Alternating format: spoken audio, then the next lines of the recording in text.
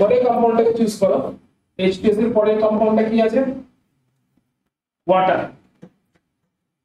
আচ্ছা, ওয়াটারও ধরলাম যদি 100 গ্রাম ওয়াটার থাকে, সেখানে কার পার্সেন্টেজ দেওয়া আছে, হাইড্রোজেন দেওয়া আছে 11.11 গ্রাম। তাহলে অক্সিজেন কত হবে? 88.89 মাইনাস করলে 88.89 আসে। ঠিক আছে। আচ্ছা, তাহলে এদের মধ্যে কমন এলিমেন্ট কে? হাইড্রোজেন। কমন এলিমেন্ট হচ্ছে হাইড্রোজেন। তাহলে হাইড্রোজেনের মাসকে ফিক্স করতে হবে। তাহলে এখানে আমরা এখানে H2S এর জন্য স্টেটমেন্ট দিচ্ছি যে 5.89 গ্রাম হাইড্রোজেনের সঙ্গে 94.11 গ্রাম সালফার রিঅ্যাক্ট করছে, হ্যাঁ কি না?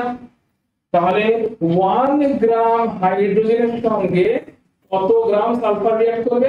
94.11 divided by 5.89 divided by 5.89, that gives 15.98 gram sulphur react করবে, রাইট?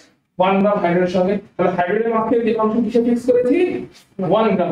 তাহলে পরেরটার জন্য বার করে কিভাবে? ওয়াটারের জন্য বলবো আমরা 11.11 গ্রাম হাইড্রোজেনের সঙ্গে 88.89 গ্রাম অক্সিজেন রিঅ্যাক্ট করে। তাহলে 1 গ্রাম হাইড্রোজেনের সঙ্গে কতটা অক্সিজেন রিঅ্যাক্ট করবে? তো 11 পয়েন্ট ওয়াটারের জন্য এটা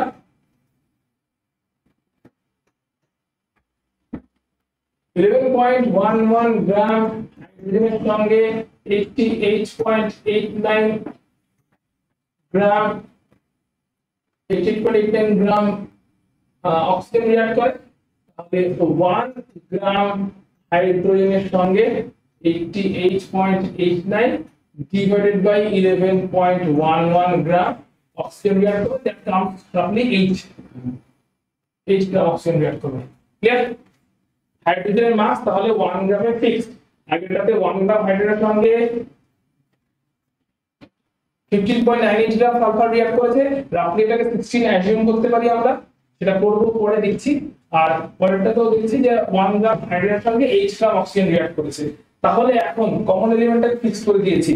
এখন অক্সিজেন আর ওদিকে সালফার, তাই তো?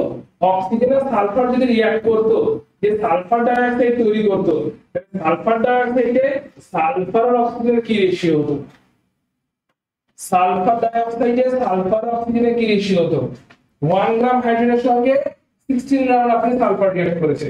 পরেরটা দেখছি 1 গ্রাম হাইড্রোজেনের সঙ্গে 8 গ্রাম অক্সিজেন রিঅ্যাক্ট করেছে। তাহলে সালফার আর অক্সিজেন নিজেরা রিঅ্যাক্ট করলে 16 গ্রাম সালফারের সঙ্গে 8 গ্রাম অক্সিজেন রিঅ্যাক্ট করার কথা, দিয়ে সালফার ডাইঅক্সাইড তৈরি করার কথা। বেশ, তাহলে সালফার ডাইঅক্সাইডের এক্সপেক্টেড রেশিও হওয়া কথা, expected ratio should be 15.98:8। দেখে 16 যদি আপনি ধরে নিই, 16, আচ্ছা 16 ধরবো কি ধরবো না পরে ডিসাইড করব, এখন এটাই থাকে, এটা এক্সপেক্টেড রেশিও। আচ্ছা, এবার সালফার ডাইঅক্সাইডের অ্যাকচুয়াল রেশিও বার করছি। সালফার আর অক্সিজেনের অ্যাকচুয়াল রেশিও। তাহলে সালফার ডাইঅক্সাইডে কত, সালফার ডাইঅক্সাইডে কত গ্রাম অক্সিজেন আছে? 50 গ্রাম অক্সিজেন আছে। 100 গ্রাম সালফার ডাইঅক্সাইডে 50% অক্সিজেন, তাহলে 50% সালফার। তাহলে সালফার ডাইঅক্সাইডে এক্সপেক্টেড রেশিও, অ্যাকচুয়াল রেশিও হচ্ছে সালফার আছে হচ্ছে তোমার 50 গ্রাম এন্ড অক্সিজেনও আছে 50 গ্রাম, দ্যাট ইজ 1:1। এটা হচ্ছে roughly 16:8, দ্যাট ইজ 2:1। ক্লিয়ার আছে তো? কোনো ডাউট আছে যদি? একদম যা লক্ষ্য করেছিলাম কি অনুযায়ী করছি তো? তাহলে এবার কিসের রেশিও বার করব? অ্যাকচুয়াল আর এক্সপেক্টেড।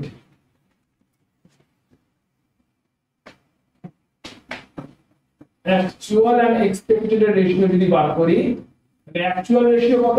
1:1, এক্সপেক্টেড রেশিও 2:1, তো 1:1 is to 2:1। সিম্পলিফাই করে বলো কত হচ্ছে? 1/1 into 1/2, তাই তো? 2/1 টা উল্টে যাবে, 1/2, that is 1:2। এটা কি simple whole number ratio? 1:2 ratio কি সিম্পল হোল নাম্বার? তাহলে কি লব হলো? হলো। এখন থেকে আমরা নিউমেরিক্যাল ফর্মে করছি। কোশ্চেনে কি রকম ফর্মে দেবে? যেটা দিয়ে দেবে বলে কোন লবটা প্রুভ হচ্ছে বল, চ্যাপ্টার দিয়ে দেবে। তোমাকে টাইমার দেখতে হবে কোন লব প্রুভ হচ্ছে। ঠিক আছে, ভালো লেগেছে? তার মানে এখানে ফিক্সটা ভালো করে রাখবে। কখন তুমি মাল্টিপল প্রপোর্শনের কথা ভাববে, কখন তুমি রেসিপ্রোকাল প্রপোর্শনের কথা ভাববে। মাল্টিপল প্রপোর্শনের কথা তখন ভাবছো যখন তোমার দুটো এলিমেন্ট মিলে অনেকগুলো কম্পাউন্ড তৈরি করছে। দুটো এলিমেন্ট অনেকগুলো কম্পাউন্ড, বা তিনটে এলিমেন্ট অনেকগুলো কম্পাউন্ড, সবকটা কম্পাউন্ডে তিনটে এলিমেন্টই প্রেজেন্ট আছে, এটা হচ্ছে ফিক্স। মাল্টিপল প্রপোর্শন যখন হবে, নাইট্রোজেনের যতগুলো অক্সাইড সবকটাতেই নাইট্রোজেন আর অক্সিজেন দুজনে প্রেজেন্ট কিনা। এমন একটা কম্পাউন্ড ভাবছো যেটাতে এমন একটা কম্পাউন্ড দিয়েছে যেটাতে তিনটে কম্পাউন্ড, তিনটে এলিমেন্ট আছে এক্স ওয়াই জেড, কিন্তু প্রত্যেক কটা কম্পাউন্ডে এ ওয়াই জেড তিনটেই প্রেজেন্ট আছে, তখন বললা মাল্টিপল প্রপোর্শন। বুঝে যেতে হবে ওখান থেকে, হেন্ড থেকে। আর যদি দেখে তিনটে এলিমেন্ট আছে, এই তিনটে এলিমেন্ট নিয়ে তিনটেই সেম কম্পাউন্ড করেনি, দুটো দুটো করে জোড়া জোড়া আলাদা আলাদা হয়েছে, তখন রেসিপ্রোকাল প্রপোর্শনের কথা যেতে হবে। ঠিক আছে, তিনজনেই সবকটা কম্পাউন্ডে প্রেজেন্ট আছে বা দুজনেই সবকটা কম্পাউন্ডে প্রেজেন্ট আছে, তাহলে মাল্টিপল প্রপোর্শন। আর দুজন তিনজন এলিমেন্ট আছে কিন্তু সবাই সবকটাতে প্রেজেন্ট নেই, দুটোটাতে দুটোটাতে দুটো অন্যটাতে, তখন রেসিপ্রোকাল। ঠিক আছে, এটা ফিক্সটা হচ্ছে বুঝলাম। এবার আসি অ্যাটমস এন্ড মলিকিউলস এর এক্সাক্ট কনসেপ্টে। অ্যাটম বলতে কি বোঝায়, মলিকিউল বলতে কি বোঝায়? অ্যাটম হচ্ছে বেসিক্যালি কোন একটা সাবস্টেন্সের ট্রুলি স্মলেস্ট পার্টিকেল। এই চারটে প্যারামিটারের রেসপেক্টে আমরা দেখব, ঠিক আছে? সো অ্যাটম হচ্ছে truly smallest, number 1 truly smallest particle, মানে সত্যি সত্যি এটা স্মল, সব থেকে স্মল। ডাল্টন যা বলছে, তখন অব্দি ডাল্টনের থিওরিতে একটা মলিকিউল যখন বলা হয়েছে তখন অব্দি তোমার এই কনসেপ্টগুলো আসেনি, এই ইলেকট্রন প্রোটন নিউট্রনের কনসেপ্ট ছিল। তাহলে একটা হচ্ছে ট্রুলি স্মলেস্ট, নাম্বার 1। নাম্বার 2 হচ্ছে এর ইন্ডিপেন্ডেন্ট এক্সিস্টেন্স নেই, একলা এক্সিস্ট করতে পারে না, নো ইন্ডিপেন্ডেন্ট এক্সিস্টেন্স, একলা এক্সিস্ট করতে পারে না। তাহলে এক্সিস্ট করবে কেমন ভাবে? একটা আমরা গ্রুপ বানাই, দল বানাই, ওই দলটা ইন্ডিপেন্ডেন্ট এক্সিস্ট করে, ওই দলটাকে কি বলে? ক্লিয়ার? অর্থাৎ একটা যেখানে ট্রুলি স্মলেস্ট, কিন্তু এতটাই স্মলেস্ট একলা এক্সিস্ট করা পসিবল না, ঠিক আছে? তাই সে দল বা গ্রুপ বানায়, দুটো তিনটে মিলিয়ে, দুটো তিনটে চারটে করে মিলিয়ে দল বা গ্রুপ বানায়। সেম সেম একটা মিলিয়ে দল বানালে তাকে আমরা এলিমেন্টের মলিকিউল বলি, ডিফারেন্ট ডিফারেন্ট একটা মিলিয়ে গ্রুপ বানালে তাকে আমরা কম্পাউন্ডের মলিকিউল বলি। দুটো অক্সিজেন একটা গ্রুপ বানিয়েছে, অক্সিজেন মলিকিউল, এলিমেন্টের মলিকিউল। একটা অক্সিজেন অ্যাটমের সাথে দুটো hydrogen atom, different different atom group বানিয়েছে, কম্পাউন্ডের মলিকিউল, ওয়াটার H2। ঠিক আছে, তাহলে একটা আমরা এক্সিস্ট করতে পারছি না, কি বানাচ্ছে? দল বানাচ্ছে এক্সিস্ট করার জন্য। তাহলে মলিকিউল হচ্ছে স্মলেস্ট পার্টিকেল কিন্তু truly smallest, molecule smallest particle কিন্তু ট্রুলি স্মলেস্ট, ট্রুলি নট। ঠিক আছে, কিন্তু কিসের রেসপেক্টে স্মলেস্ট? ইন্ডিপেন্ডেন্টলি এক্সিস্ট করতে পারবে এরকম স্মলেস্ট ইউনিটটাই হচ্ছে মলিকিউল। ইন্ডিপেন্ডেন্টলি এক্সিস্ট করে যাবে এরকম ট্রুলি, এরকম স্মলেস্ট ইউনিট থেকে মলিকিউল, ট্রুলি স্মলেস্ট পার্টিকেল। অ্যাটমের মধ্যে থাকে, তাহলে মলিকিউলের রেসপেক্টে আমরা বলতে পারি যে এটা স্মলেস্ট ইউনিট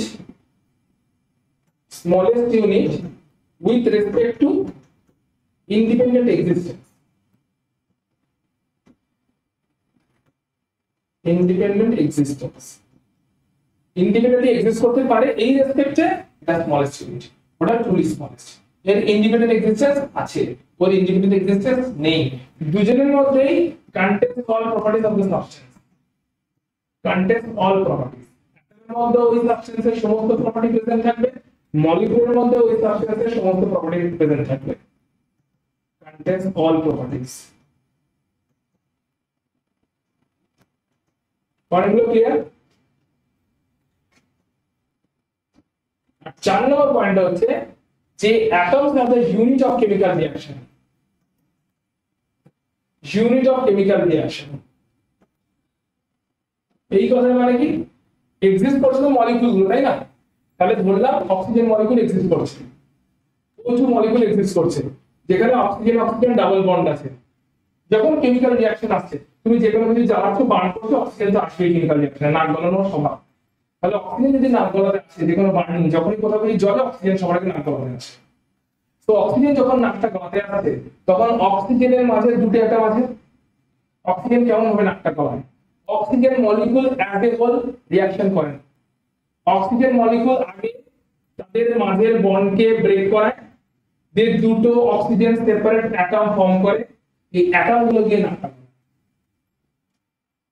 সো কেমিক্যাল রিঅ্যাকশনে কে পার্টিসিপেট করলো? অক্সিজেন মলিকিউলটা না অক্সিজেন অ্যাটম গুলো? So atoms are the unit of chemical reaction. Chemical রিঅ্যাকশনে পার্টিসিপেট করার আগে মলিকিউল ব্রেক হয়েছে, অ্যাটম তৈরি হয়, অ্যাটমটা কি হচ্ছে ক্লিয়ার? একটা মলিকিউলের বেসিক ফান্ডামেন্টালটা এখানে ডাল্টনের অ্যাটমিক থিওরি পার্টটা বলছিল না, শুরু থেকে বলেছো মনে আছে তো? একবার রিভিশন করতে লাগবে। ডাল্টনের অ্যাটমিক থিওরি পার্টগুলো বলে দিচ্ছি তাহলে ছোট করে। ডাল্টনের থিওরিতে যেখান থেকে অ্যাটম মলিকুলার কনসেপ্টগুলো এসেছিল, অ্যাটম আর মলিকুলার কনসেপ্ট আসার আগে ডাল্টন দিয়েছিলেন তার ডাল্টনের অ্যাটমিক থিওরি এট 1803 সেঞ্চুরি। তো ডাল্টনের ফার্স্ট পয়েন্ট ছিল সমস্ত সাবস্টেন্স ছোট ছোট পার্টিকেল দিয়ে তৈরি, টাইনি পার্টিকেল দিয়ে তৈরি, যাদেরকে বলা হয় অ্যাটম। ফার্স্ট পয়েন্ট ছিল। সেকেন্ড পয়েন্ট কি ছিল? যে যদি সিমিলার সাবস্টেন্স হয় তার সমস্ত অ্যাটমগুলোর প্রপার্টি সিমিলার হবে। অর্থাৎ যদি অক্সিজেন হয়, সমস্ত অক্সিজেন অ্যাটম যেখানেই অক্সিজেন অ্যাটম থাকুক না কেন তার প্রপার্টি সিমিলার হবে। ডিসিমিলার সাবস্টেন্স হলে তাদের প্রপার্টি ডিফারেন্ট হবে, তাদের অ্যাটমগুলোর প্রপার্টি ডিফারেন্ট হবে। মানে একটা হয়তো আয়রন সাবস্টেন্স, একটা হয়তো অক্সিজেন সাবস্টেন্স, অবভিয়াসলি তাদের অ্যাটমগুলোর প্রপার্টি ডিফারেন্ট হবে। অ্যাটম ইনডিভিজিবল এন্ড ইনডিস্ট্রাক্টিবল, অ্যাটমকে না ডিভাইড করা যাবে না ডিস্ট্রয় করা যাবে। Atom are the unit of chemical reaction. Molecule chemical রিঅ্যাকশনে পার্টিসিপেট করে না, তার ব্রেক হয়ে যায় অ্যাটমের, অ্যাটমগুলো পার্টিসিপেট করে। অ্যাটমগুলো যখন কেমিক্যাল রিঅ্যাকশনে পার্টিসিপেট করে তখন তারা সিম্পল হোল নাম্বার রেশিওতে কম্বাইন হয়, যেটার উপর বেস করে পার্সেল হয়। তখন দেখছিলাম যে অ্যাটমগুলো সিম্পল হোল নাম্বার রেশিওতে কম্বাইন হয়ে মলিকিউল তৈরি করে। দিস ইজ দ্য ডাল্টনের থিওরি। এই ডাল্টনের থিওরিতে কয়েকটা পয়েন্ট আজকের দিনে ডিসকার্ডেড। ফার্স্ট পয়েন্ট কোনটা? যে অ্যাটম ট্রুলি স্মলেস্ট পার্টিকেল নয়। ইলেকট্রন প্রোটন নিউট্রন বেরিয়ে গেছে, অ্যাটমস ডিভাইডেবল, অ্যাটম ডিস্ট্রাক্টেবল, অ্যাটমকে ডিস্ট্রয় করা যায় নিউক্লিয়ার ফিশন রিঅ্যাকশনের থ্রুতে। রেডিওঅ্যাক্টিভিটি সেটা পড়বে ফিজিক্সে পড়তে। সো রেডিওঅ্যাক্টিভিটি চ্যাপ্টারে যেটা দেখা যাচ্ছে সেটা হচ্ছে অ্যাটমকে ডিস্ট্রয় করা যায় by nuclear fission, atom destructible, অ্যাটমকে ডিভাইড করা যায় ইলেকট্রন প্রোটন নিউট্রনে, সো অ্যাটম ডিভাইডেবল। বলা হয়েছিল সিমিলার সাবস্টেন্সের সমস্ত অ্যাটমের সব প্রপার্টি সিমিলার, বাট এটা আইসোটোপদের জন্য ট্রু নয়। আইসোটোপদের নিউট্রন নাম্বার ডিফারেন্ট, তাই মাস নাম্বার ডিফারেন্ট। তারা সিমিলার সাবস্টেন্সের আইসোটোপ, কার্বনেরই আইসোটোপ, কিন্তু স্টিল তাদের মাস নাম্বার ডিফারেন্ট, তাই মাস রিলেটেড প্রপার্টি গুলো ডিফারেন্ট হয়ে যায়। বলা হয়েছিল ডিসিমিলার সাবস্টেন্সের সবকিছুই ডিফারেন্ট হবে, ডিসিমিলার সাবস্টেন্সের অ্যাটমের সমস্ত প্রপার্টি ডিফারেন্ট হবে। এটাও আইসোবারদের জন্য ট্রু নয়। আইসোবারদের মাস নাম্বার সেম হয়, আইসোবারদের প্রোটন নাম্বার ডিফারেন্ট হয়, নিউট্রন নাম্বার ডিফারেন্ট হয়, কিন্তু প্রোটন আর নিউট্রনের সামেশনটা, that is the mass number, ওটা সেম হয়ে যায়। তাই মাস রিলেটেড প্রপার্টি গুলো টু সাম এক্সটেন্ট সিমিলার হয়ে যায়। একটা কথা ছিল অ্যাটমরা অলওয়েজ সিম্পল হোল নাম্বার রেশিওতে রিঅ্যাক্ট করে কম্পাউন্ড তৈরি করে, এটাও ট্রু নয়। বেশ কিছু রিঅ্যাকশনস দেখা গেছে ফ্র্যাকশনাল ওয়েতে রিঅ্যাকশনস হয়, ফ্র্যাকশনাল ওয়েতে অ্যাটমরা রিঅ্যাকশন করে কম্পাউন্ড তৈরি করে। এরকম কম্পাউন্ডকে বলা হয় নন স্টয়কিওমেট্রিক কম্পাউন্ড, যেখানে ফ্র্যাকশনাল ওয়েতে অ্যাটমের একটা ফ্র্যাকশন রিঅ্যাক্ট করে। ক্লিয়ার? সেগুলো হচ্ছে ডাল্টনের থিওরি এন্ড তার বেশ কিছু লিমিটেশন। এটা যদি আমাদের কমপ্লিট পয়েন্ট থেকে একেবারে বেশ ইম্পর্টেন্ট।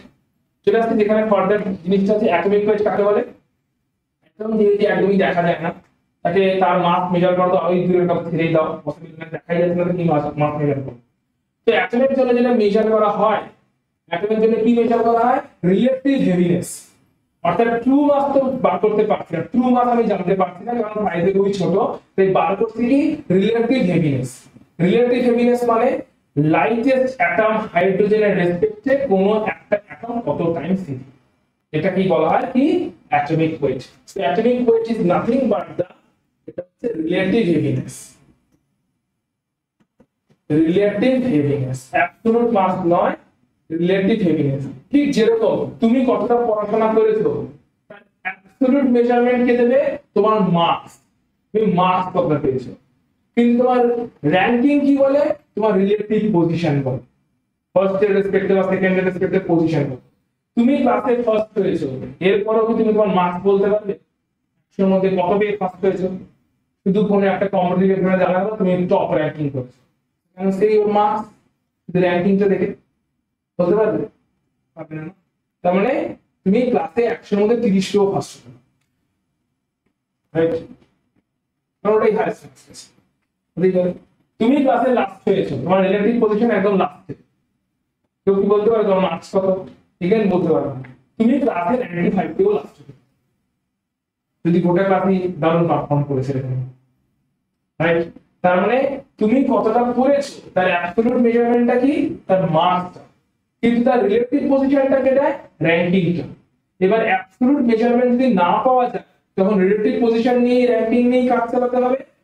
অ্যাটমের সাইজ ছোট, সেই অ্যাটমের মাসের অ্যাবসলিউট ভ্যালু জানতে পারা যায় না, মেজারই করা যায় না। তাই অ্যাটমের কি জানা হয়, রিলেটিভ হেভিনেস, তাকে কি বলে অ্যাটমিক ওয়েট। সেটা কি, সেটা হচ্ছে হাইড্রোজেন, এটা কার্বন স্কেলে লেখা আছে, কার্বন স্কেলে বলো, অক্সিজেন স্কেলে বলো, হাইড্রোজেন স্কেলে বলো, হাইড্রোজেনের একটা মাসের রেসপেক্টে হাইড্রোজেনের একটা অ্যাটমের যা মাস ওটা লাইটেস্ট মাস, ওর থেকে কোনো একটা অ্যাটমের মাস যত টাইমস হেভি, এটা হচ্ছে তার অ্যাটমিক ওয়েট বা অ্যাটমিক মাস। ঠিক আছে, এই লাইনটা লিখে রেখে দাও, শুধু দুটো স্কেলে আমরা লিখবো। Atomic mass of oxygen is 16, এর মানেটা হচ্ছে লিখে রাখো, অ্যাটমিক মাস অফ অক্সিজেন হলো 16, এর মানেটা কি, অক্সিজেনের একটা অ্যাটমের মাস হাইড্রোজেনের একটা অ্যাটমের মাসের থেকে কত times heavy, 16 times heavy. Mass of oxygen, atomic mass of oxygen is 16 means mass of one oxygen atom, atomic mass of oxygen is 16 means mass of one oxygen atom is 16 times heavier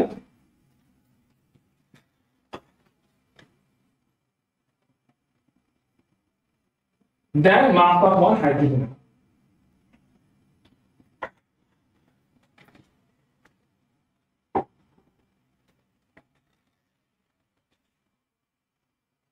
Okay, then mass of one hydrogen atom. Clear মাথায় রয়েছে, সেটা হচ্ছে তোমার hydrogen scale. একইভাবে carbon স্কেলের এই same স্টেটমেন্টের মানটা লিখে রাখো, হাইড্রোজেন স্কেল গুলো লিখে দিও, আর কার্বন স্কেলেও এই সেম স্টেটমেন্টের মানটা লিখে রাখো। বলো কার্বনের অ্যাটমিক মাস কত, তার এটা বলো। তাহলে কার্বন নিজে হাইড্রোজেনের লাইটেস্ট মাসের থেকে কত টাইম হেভি, তাহলে কার্বনের মাসটা কি লাইটেস্ট মাস না কার্বন নিজেই 12 টাইম হেভি হয়ে বসে আছে? ঠিক আছে, তাহলে কার্বনের রেসপেক্টে যদি লাইটেস্ট মাসে আসতে হয় তাহলে কার্বনের মাসের 1/12 মাস নিতে হবে, হ্যাঁ কি না? হাইড্রোজেনের মাস লাইটেস্ট মাস, হাইড্রোজেনের রেসপেক্টে কে কত টাইম হেভি আমরা পেয়ে যাচ্ছি, কিন্তু কার্বনের মাস লাইটেস্ট মাস নয়, কার্বন নিজে 12 টাইম হেভি হাইড্রোজেনের অ্যাটমের থেকে।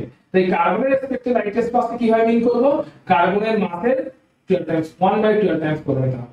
তাহলে সেম স্টেটমেন্টের মানে দাঁড়ায়, কার্বন স্কেলে এই স্টেটমেন্টটা দেওয়া হয় তাহলে মানে দাঁড়াবে mass of one oxygen atom, carbon স্কেলে যদি স্টেটমেন্টটা দেওয়া হয় তাহলে তার মানে দাঁড়াবে mass of one oxygen atom is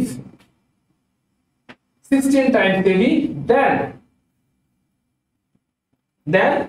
1/12 mass of one carbon atom is 16 times heavy than 1/12 mass of one carbon atom.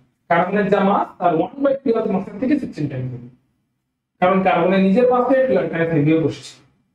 Clear হয়েছে অ্যাটমিক ওয়েট বা অ্যাটমিক মাসের ফান্ডামেন্টালটা, যে যেহেতু আমরা ডাইরেক্টলি মেজার করতে পারি না একটা অ্যাটমের অ্যাবসলিউট মাস, তাই আমরা রিলেটিভ হেভিনেস মেজার করি।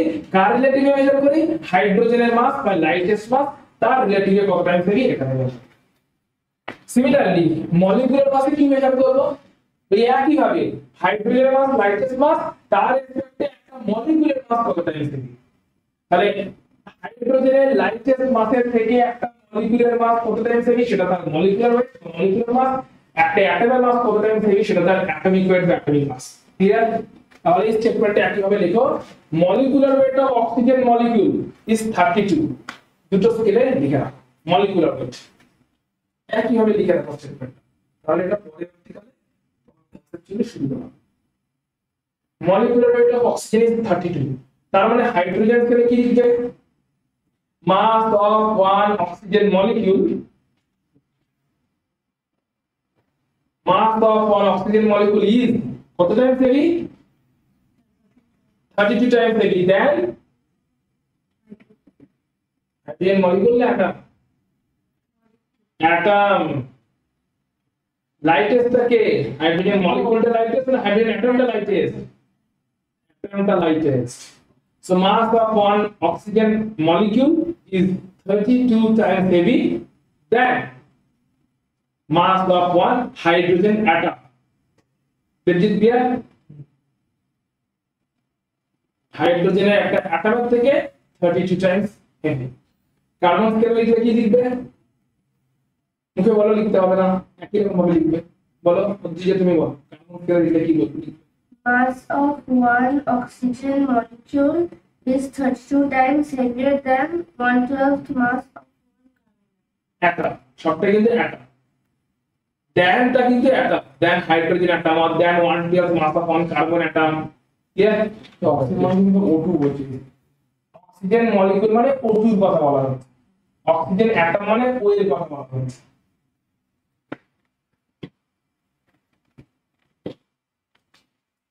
তাহলে আজকে মোল কনসেপ্ট বলতে এক্স্যাক্টলি কি বোঝাচ্ছে? মোল কনসেপ্টে আসার আগে কয়েকটা টার্ম বলে দিচ্ছি। অ্যাটমের জন্য যদি মিন করি তাহলে গ্রাম অ্যাটম কথাটার মানেই হচ্ছে 1 mole of atom. Gram atom কথাটার মানে কি? মোলস অফ অ্যাটম, যার ফর্মুলা হচ্ছে given mass by atomic weight. তাই 1 মোল অফ অ্যাটম বলতে আমরা 1 মোল অফ অ্যাটম বলতে আমরা মিন করছি 1 gram atom. 1 mole of atom মানে 1 গ্রাম অ্যাটম, ফর্মুলা হচ্ছে গিভেন মাস, যেহেতু অ্যাটমের কথা বলছি by atomic mass by atomic weight. Atomic mass by atomic weight. Clear? যদি এটাই মলিকিউলের জন্য বলি তাহলে বলবো গ্রাম মলিকিউল, একটাই word gram molecule. Gram molecule মানে মলিকিউলের মোল, 1 মোল অফ মলিকিউল। দুটোই কিন্তু মোল, কিন্তু একটা মলিকিউলের মোল, অ্যাটমের মোল। অ্যাটমের মোল হলে বলবো 1 মোল অফ অ্যাটম মানে 1 গ্রাম অ্যাটম মানে given mass by atomic weight. মলিকিউলের জন্য হলে বলবো 1 মোল অফ মলিকিউল মানে 1 গ্রাম মলিকিউল মানে given mass by molecular weight. Clear? Similarly আমরা বলতে পারি 1 মোল আয়ন মানে 1 গ্রাম আয়ন মানে গিভেন মাস বাই ওই আয়নটা অ্যাটমিক ওয়েট বা মলিকুলার ওয়েট। আয়নটা যদি কমপ্লেক্স আয়ন হয় like NO3 minus, radical ion হয় SO4 মাইনাস তাহলে মলিকুলার ওয়েট। আয়নটা যদি সিম্পল আয়ন হয় like O2 minus, like Na plus, তাহলে তার অ্যাটমিক ওয়েট। ঠিক আছে? কমপ্লেক্স আয়ন হলে তার মলিকুলার ওয়েট, সিম্পল আয়ন হলে তার অ্যাটমিক ওয়েট। কিন্তু এখানেও একই কথা, 1 মোল আয়ন মানে 1 গ্রাম আয়ন মানে গিভেন মাস বাই তার মলিকুলার ওয়েট বা অ্যাটমিক ওয়েট হবে যদি ইয়ে হয় এলিমেন্টাল, আর যদি কমপ্লেক্স আয়ন হয় তখন মান হচ্ছে মলিকুলার ওয়েট। ক্লিয়ার? এখানে 2 মার্ক মধ্যে 2 গ্রাম একটা বলো 2 মোল আয়ন মানে 2 গ্রাম আয়ন, 2 মোল মলিকিউল মানে 2 গ্রাম মলিকিউল, 2 মোল অ্যাটম মানে 2 গ্রাম অ্যাটম। চলে আসছি এবার মোলের এক্সাক্ট জিনিসটা কি। 1 মোল বলতে কি বোঝায়? মোল হচ্ছে অ্যামাউন্টের SI ইউনিট। ঠিক আছে? যে কটা ফান্ডামেন্টাল, 7টা ফান্ডামেন্টাল SI ইউনিট আছে, কি বলতে পারবে নামগুলো?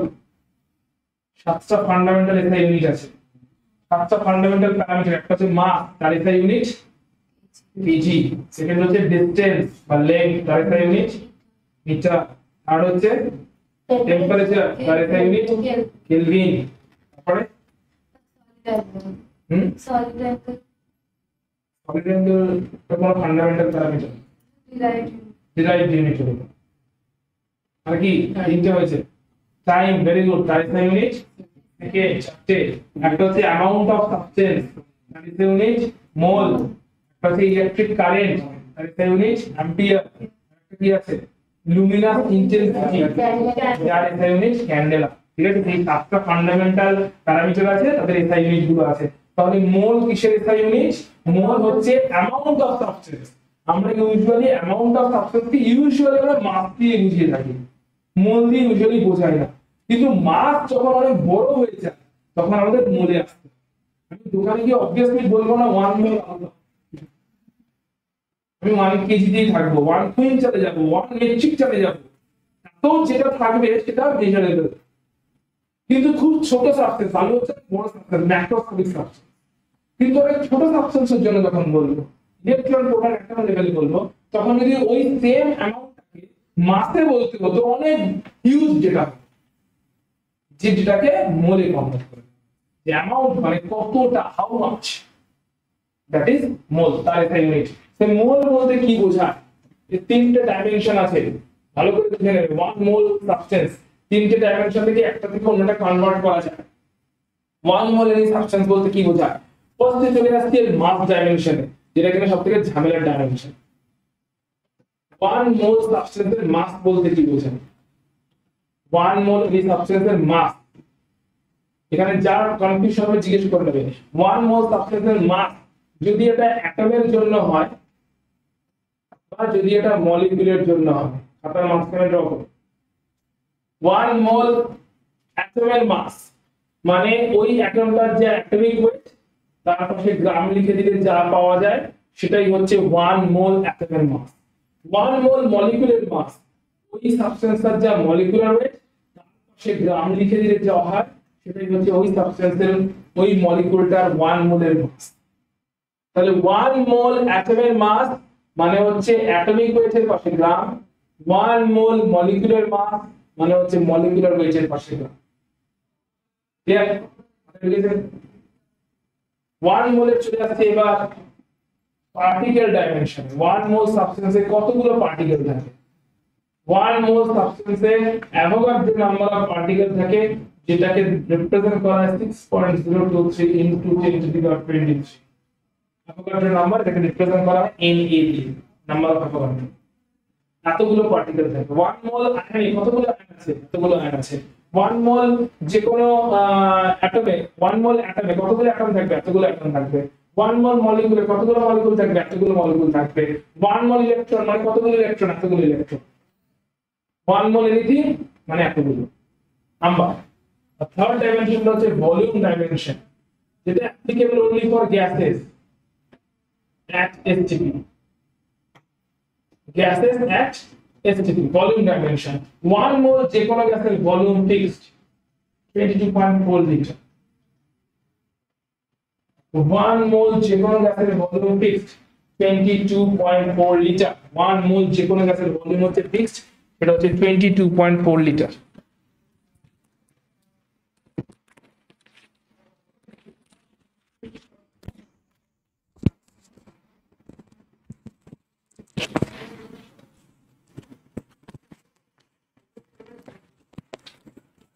ক্লিয়ার হয়েছে 1 মোল যে কোনো সাবস্টেন্সের ভলিউম হচ্ছে 22.4 লিটার তিনটে ক্লিয়ার ডাইমেনশনটা তাহলে আমরা রিলেট করতে পারি কেমন করে ধরো ফর এক্সাম্পল যদি রিলেট করতে চাই আমরা একটা এলিমেন্ট একটা কম্পাউন্ড নিয়ে রিলেট করে নিই আমরা অক্সিজেনকে নিয়ে ফার্স্ট স্টার্ট করছি 1 মোল অক্সিজেন অ্যাটম তার মাস কত অ্যাটমের কথা বলছি মাস কত হবে অক্সিজেনের অ্যাটমিক ওয়েটের পাশে গ্রাম লিখবো অক্সিজেন অ্যাটমিক ওয়েট কত 16 তাহলে মাস কত হবে 1 মোল অক্সিজেন অ্যাটমের 16 গ্রাম ক্লিয়ার 1 মোল অক্সিজেন অ্যাটম বলেছি তাহলে তার মাস কত হবে অ্যাটমিক ওয়েটের পাশে গ্রাম লিখেছি 16 গ্রাম এর মধ্যে কতগুলো অক্সিজেন অ্যাটম থাকবে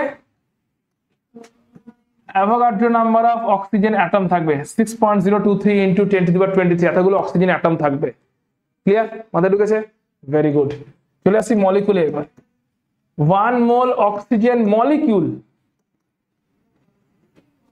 মানে তার মাস কত হবে অক্সিজেনের মলিকুলার ওয়েট যত কত অক্সিজেনের মলিকুলার ওয়েট 32 কেমন করে আসে 16 অ্যাটমিক ওয়েট ইনটু তার অ্যাটমিসিটি দ্যাট ইজ 32 গ্রাম এই 32 গ্রাম অক্সিজেন মলিকুলের মধ্যে কতগুলো অক্সিজেন মলিকুল থাকবে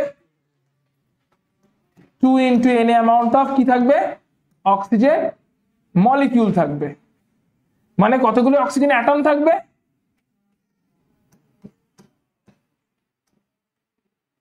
সরি ভুল হয়ে গেল মানে হচ্ছে n এর নাম্বার অফ অক্সিজেন মলিকিউল থাকবে মানে কতগুলো অক্সিজেন অ্যাটম থাকবে একটা মলিকিউলে দুটি অ্যাটম থাকে তাহলে এতগুলো মলিকিউলে this much of oxygen atom থাকবে ক্লিয়ার 1 মোল অক্সিজেন মলিকিউল মানে 32 গ্রাম অক্সিজেন মলিকিউল 32 গ্রাম অক্সিজেন মলিকিউল মানে তার মধ্যে Avogadro number of oxygen molecule থাকবে মানে 2 into Avogadro number of oxygen atom থাকবে কারণ একটা মলিকিউলে দুটো অ্যাটম থাকে মানে এই এতগুলো মলিকিউলের টোটাল ভলিউম কত হবে 22.4 লিটার এসটিপি তে ক্লিয়ার এতগুলো অক্সিজেনের টোটাল ভলিউম হবে 22.4 লিটার অ্যাট এসটিপি। একটা কম্পাউন্ড নিয়ে চেক করে নেওয়া যাক। 1 mole carbon die oxide molecule মানে কত গ্রাম carbon die oxide molecule? Carbon die অক্সাইডের মলিকুলার ওয়েট 44, তাহলে 44 gram carbon die oxide molecule মানে এই 44 gram carbon die oxide মলিকুলের total মাস কত? Sorry 44 gram carbon dioxide molecule মানে 1 মোল। So 44 gram carbon dioxide molecule মানে 1 মোল, মানে কতটা ভলিউম? 44 গ্রাম কার্বন ডাই অক্সাইডের ভলিউম কত? 1 মোল কার্বন ডাই অক্সাইডের যা volume that is 22.4 litre STP তে। আচ্ছা এবার বুদ্ধি করে বলো এই 44 গ্রাম কার্বন ডাই অক্সাইড মলিকুলের মধ্যে কতগুলো কার্বন ডাই অক্সাইড মলিকুল আছে? ঠিক করে হচ্ছে না। 44 gram carbon dioxide molecule মানে কত mole carbon dioxide molecule? তাহলে কতগুলো কার্বন ডাই অক্সাইড মলিকুল আছে সেখানে? Avogadro number.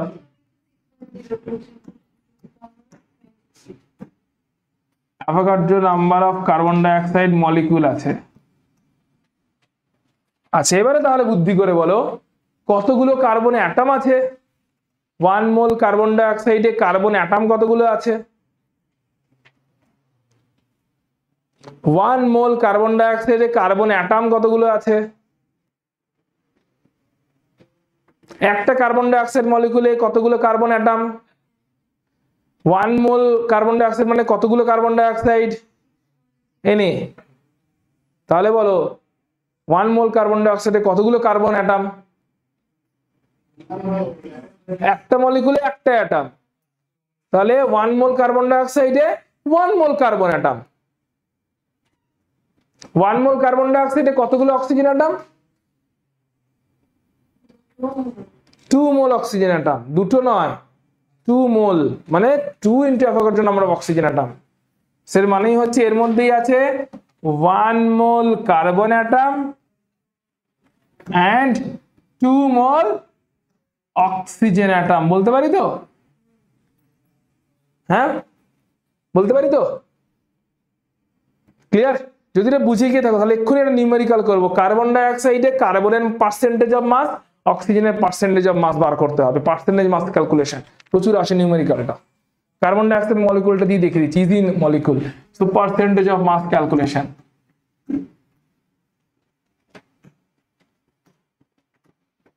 কোশ্চেনটা হচ্ছে calculate the percent of carbon and percent of oxygen in carbon dioxide. Mass percentage. Calculate the mass percentage of carbon and mass percentage of oxygen in carbon dioxide. এটা হচ্ছে কোশ্চেনটা। তাহলে কি করে করব দেখো, 1 মোল কার্বন ডাই অক্সাইড মানে তাতে কার্বন আছে 1 মোল, হ্যাঁ কি না? ক্লিয়ার? 1 মোল কার্বন ডাই অক্সাইডের মাস কত? 44 গ্রাম কার্বন ডাই অক্সাইডে তাহলে কার্বন আছে কতটা? 1 মোল কার্বন মানে মাস 1 মোল কার্বনের মাস 12 গ্রাম, কার্বনের অ্যাটমিক ওয়েট 12 গ্রাম, এর মধ্যে আছে 12 গ্রাম কার্বন অ্যাটম। তাহলে কার্বনের পার্সেন্টেজ 12/44 ইনটু 100। ক্লিয়ার কেমন করে পার্সেন্টেজ বার করতে হবে? কোনো ডেটা কিন্তু দেওয়া নেই, শুধু কার্বন ডাই অক্সাইড কার্বন আর অক্সিজেন বার করে বলে ছেড়ে দিয়েছে, কোনো ডেটা নেই। তো ডেটা কেমন করে ফিগার আউট করে বার করতে হবে? ক্লিয়ার? যদি বুঝে গিয়ে থাকো অক্সিজেনটা বার করে দাও। এটা হচ্ছে 12/44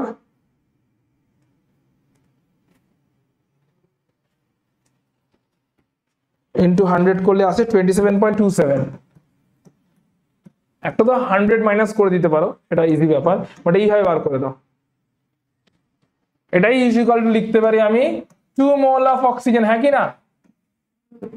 1 মোল কার্বন ডাই অক্সাইড মানে লিখতে পারি তো 2 মোল অফ অক্সিজেন অ্যাটম আছে তাতে। তাহলে কতটা মাস হবে? 44 গ্রাম কার্বন ডাই অক্সাইডে কতটা মাস অক্সিজেন আছে? 2 মোল অক্সিজেন অ্যাটম মানে 32 গ্রাম অক্সিজেন অ্যাটম আছে।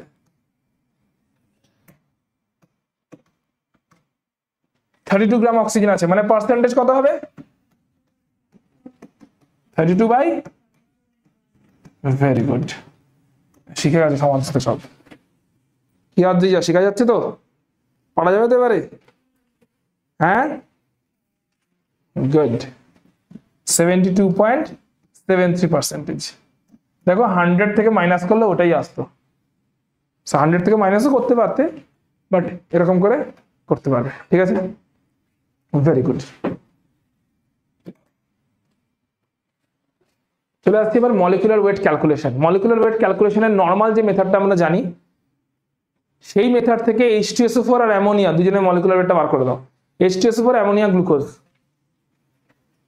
যা জানো, H2SO4 এর মলিকুলার ওয়েট, অ্যামোনিয়ার মলিকুলার ওয়েট আর গ্লুকোজের মলিকুলার ওয়েট। গ্লুকোজের formula C6H12O6,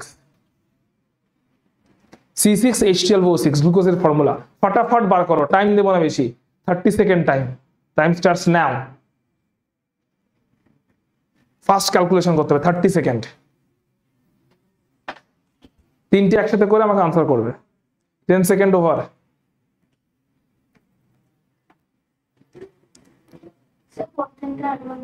glucose, H2SO4, ammonia তিনজনের মলিকুলার ওয়েট ক্যালকুলেট করো।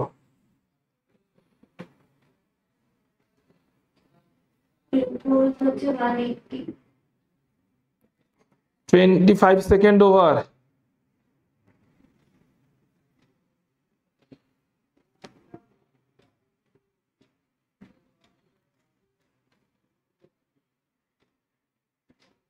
Forty second running.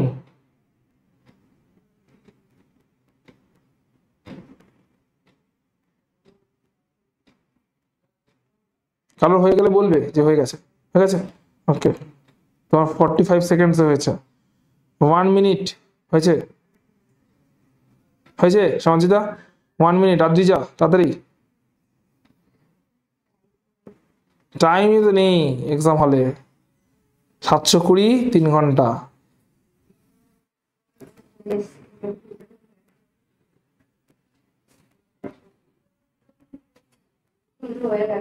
হয়েছে? ঠিক ভুল তো পরের কথা, আগে তো 1.5 মিনিট লিখেছে টোটাল। দেখা যাক কার কার ঠিক হয়েছে। সেই টাইম প্রেশারটা কিন্তু এক্সাম হলে থাকবে, ওই পাশে টিক টিক টিক টিক করতে থাকবে, যেইদের জন্য তোর করতেই থাকবে। কম্পিউটার বেস যখন এক্সাম হবে, পাশে টিক টিক টিক টিক করে ঘড়ি দেখাতে থাকবে, এতক্ষণ রিমেনিং, এতক্ষণ রিমেনিং, এতক্ষণ রিমেনিং। আমার তো মনে হয় ওটা না দেখালে বোধহয় তাড়াতাড়ি হতো। সো বলো গ্লুকোজের মলিকুলার ওয়েট কত বেরিয়েছে? 180, 180, 180। বেশ, ঠিক আছে। সালফিউরিক অ্যাসিডের কত বেরিয়েছে? 98, 98, সবার 98। অ্যামোনিয়া সবার 17। বেশ, ঠিক আছে, কিন্তু ঠিক আছে, তাহলে তো খুবই ভালো কথা, তাহলে তোমার টাইম বেঁচে গেছে। তাহলে সুতরাং এটা খেয়াল রাখতে হবে, তাড়াতাড়ি করতে হবে, ঠিক আছে। এই তাড়াতাড়িটার প্র্যাকটিসটা বুঝতে পেরেছো, প্রেশারটা পাওয়া গেছে। এই তাড়াতাড়িটা এক্সাম হলে চাই, তার জন্য অবভিয়াসলি ম্যাথামেটিক্সে জেনারেল যোগ বিয়োগ গুণ ভাগে গ্রিপ লাগবে, তাড়াতাড়িটাই ইম্পর্টেন্ট। ওকে, সো চলে আসছি, এটা তো নর্মাল মলিকুলার, এই মলিকুলার এই এখন যে মলিকুলার ওয়েটটা ক্যালকুলেট করলাম, এটা ফর্মুলা জানি সালফিউরিক অ্যাসিডের, অ্যামোনিয়ার বা গ্লুকোজের, তাই ক্যালকুলেট করতে পারলাম, রাইট। একটা আননোন কম্পাউন্ড যখন ফার্স্ট টাইম ডিসকভার হচ্ছে, তার ফর্মুলা জানা, সেক্ষেত্রে মলিকুলার ওয়েট ডিটারমাইন করার জন্য এক্সপেরিমেন্টাল মেথড নিতে হবে। 3টে এক্সপেরিমেন্টাল মেথড আছে, 4টে। ফার্স্ট হচ্ছে মোলার ভলিউম মেথড, তারপর Regnault's method, Graham's law of diffusion একটা মেথড, আর এটা হচ্ছে আইডিয়াল গ্যাস ইকুয়েশন মেথড। এই 4টে মেথডের থ্রু দিয়ে বেসিক্যালি আননোন কম্পাউন্ডকে মলিকুলার ওয়েট ক্যালকুলেট করা যায় এক্সপেরিমেন্টালি। সো কেমন করে এক্সপেরিমেন্টালি করা যায় দেখে নাও। মোলার ভলিউম মেথডে কি ফর্মুলাটা আমরা ইউজ করি, কি ফান্ডামেন্টাল কনসেপ্টে ইউজ করি আমরা? বলে মোলার ভলিউম মানেটা কি? 1 মোল গ্যাসের ভলিউম কত, সেটা 22.4 লিটার। তাহলে কোয়েশ্চেন থেকে যদি আমি এই যেটা পেয়ে যাই যে সার্টেন অ্যামাউন্ট অফ গ্যাসের ভলিউমের মাস এত গ্রাম, কি পেয়ে যাই আমরা? ধরো ফর এক্সাম্পল, দেখি এটাতে নিউমেরিক্যাল আছে, এগুলো না নেই,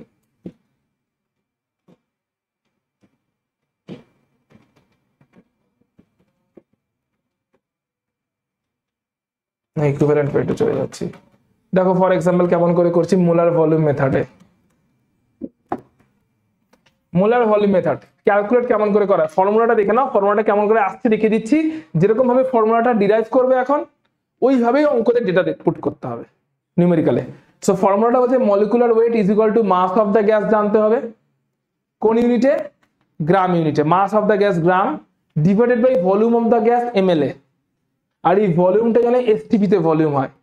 যদি এসটিপি তে ডেটা না দেওয়া থাকে, ডেটা ধরো অন্য কন্ডিশনে দেওয়া আছে, এসটিপি তে দেওয়া নেই, এসটিপি মানে প্রেসার কত,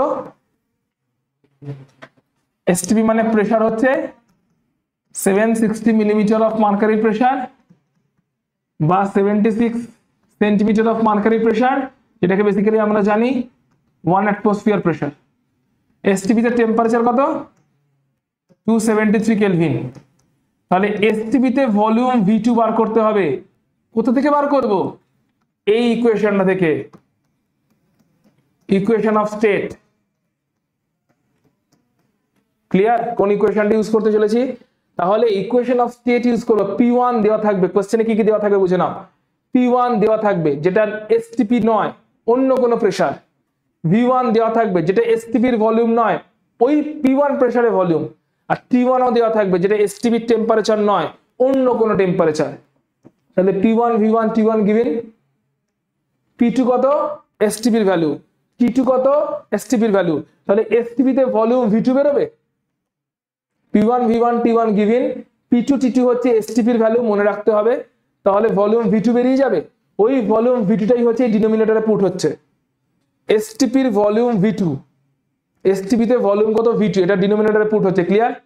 গ্যাসটার মাস দেওয়া থাকবে, so mass by volume at STP, যে এসটিপির ভলিউম V2 টা P1 V1 T1 P1 V1 by T1 equal to P2 V2 by T2 করে বার করছি ইনটু 22400 ml, যেটা কিনা 1 মোলের ভলিউম।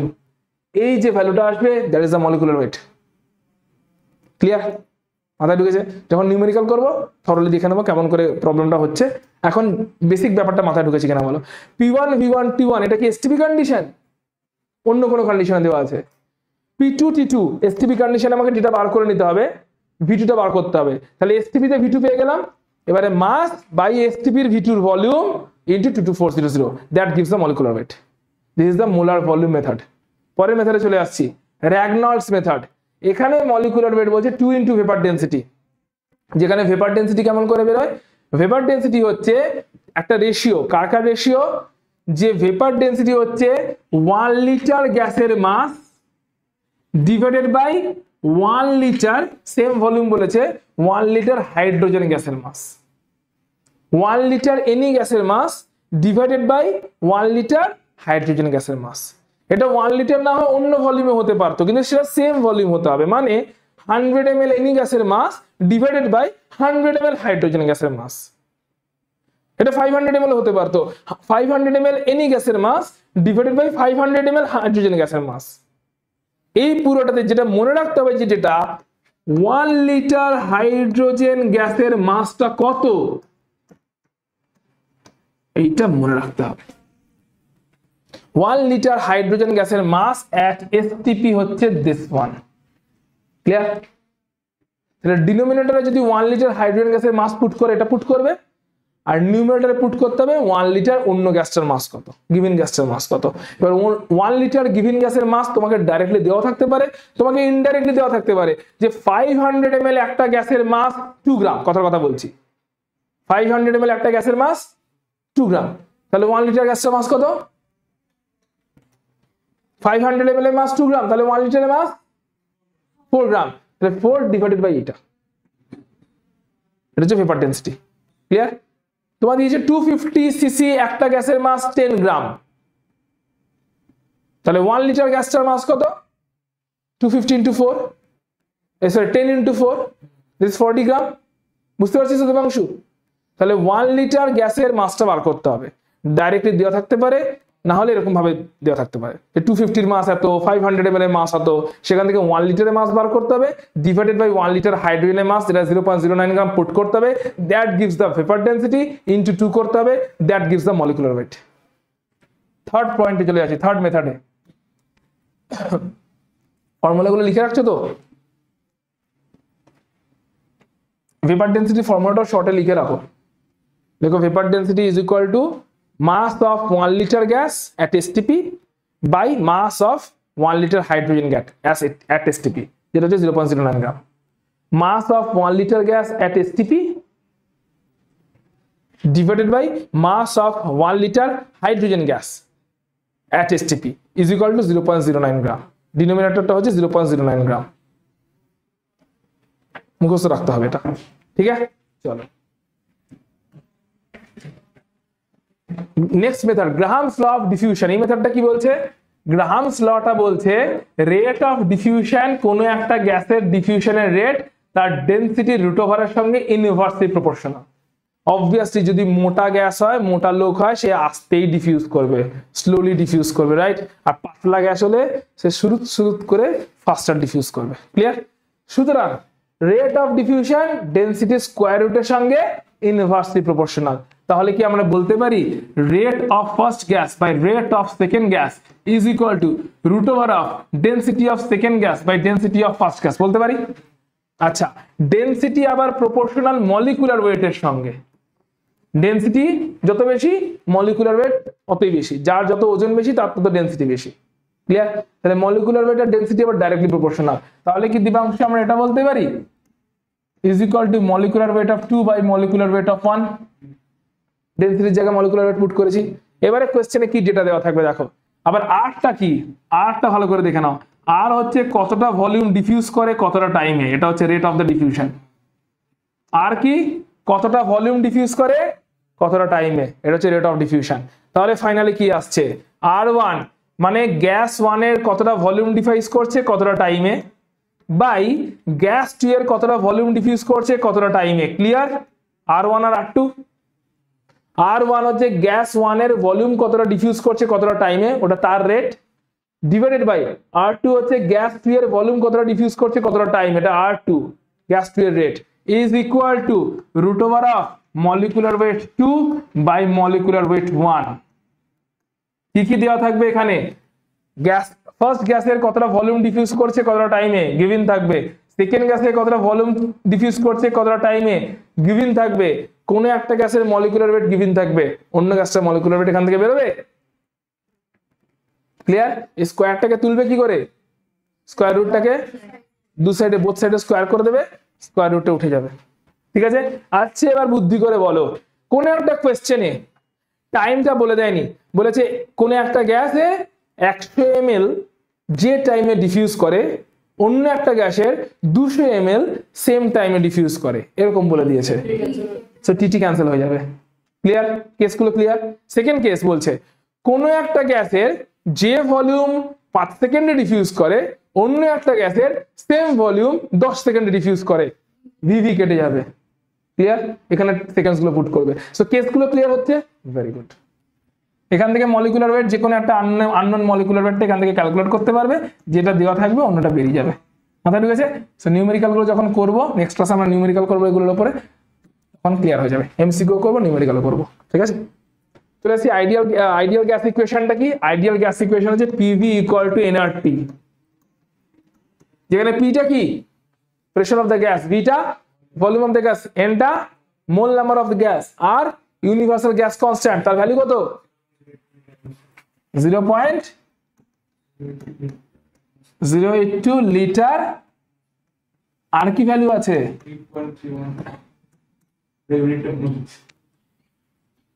কি করে হবে রে? 8.314 ইউনিট কি?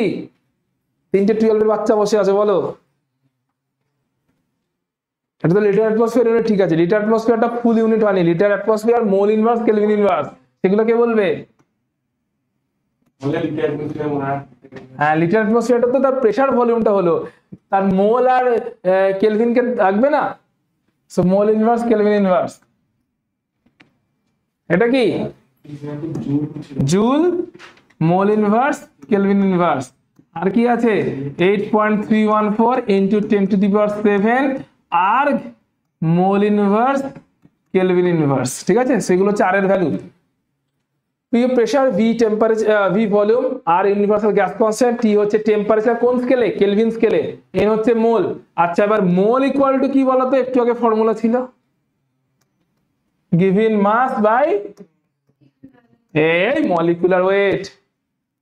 ইকুইভ্যালেন্ট ওয়েট এখন ঢুকিয়ে নি, given mass by molecular weight mole মুখস্থ রাখো, given mass by molecular weight, 4 বার 100 বার বলো, এটা fundamental formula. Given mass by molecular weight, এটা হচ্ছে মোল, তাহলে মোলের জায়গায় সেটা পুট করে দিচ্ছি যে গিভিন মাস, মাসকে ডাব্লিউ ধরলাম, by molecular weight into RT, তাহলে এখান থেকেও মলিকুলার ওয়েট ক্যালকুলেট হয়ে যাবে যে molecular weight is equal to WRT, that is mass into RT by PV। So যেরকম এই এতগুলো ফর্মুলার মধ্যে কোন ফর্মুলা ইউজ করে প্রবলেম সলভ করবে, যেরকম ডেটা দেওয়া থাকবে কোশ্চেনে অ্যাকর্ডিংলি ফর্মুলা পুট হবে, যেরকম ডেটা দেওয়া থাকবে অ্যাকর্ডিংলি ফর্মুলা পুট হবে। বল দিবাংশ এগুলো পড়েছিলি লেভেল না, মনে পড়ছে না? কিছুই মনে পড়ছে না, ফাঁকা পুরো। মনে পড়ছে সত্যি সত্যি? রিকল হচ্ছে? আকাশ থেকে আসছে ডেটা? কিছু মনে পড়ছে কি পড়ছে না? পড়ছে পাক্কা? রিলেট করতে পারছিস? তোমার বলো মনে পড়ছে? এখন একটু পাওয়া যাচ্ছে? এগুলো পড়েছিলি তো? এগুলো পড়েছিলি? ফাইন, ফার্স্ট চ্যাপ্টার ভালোই পড়েছিলি, বেশ। তোমার বলো কি খবর? তুমি তো নতুন, এরা তো সব এক্সপিরিয়েন্স বাচ্চা 11-এর। তোমার কি ফিলিং বলো, যে এত ফর্মুলা মনে রাখা যাবে? মনে রাখতে হবে, গুড।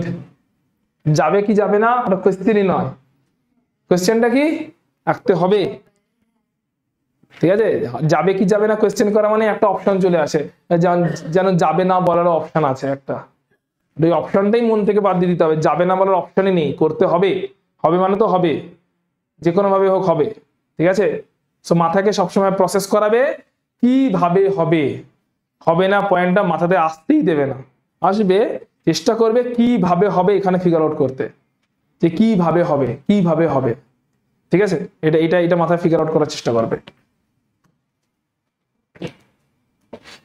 চলে আসছি এম্পিরিক্যাল ফর্মুলা, মলিকুলার ফর্মুলা, দুটো রুল দেখে নি।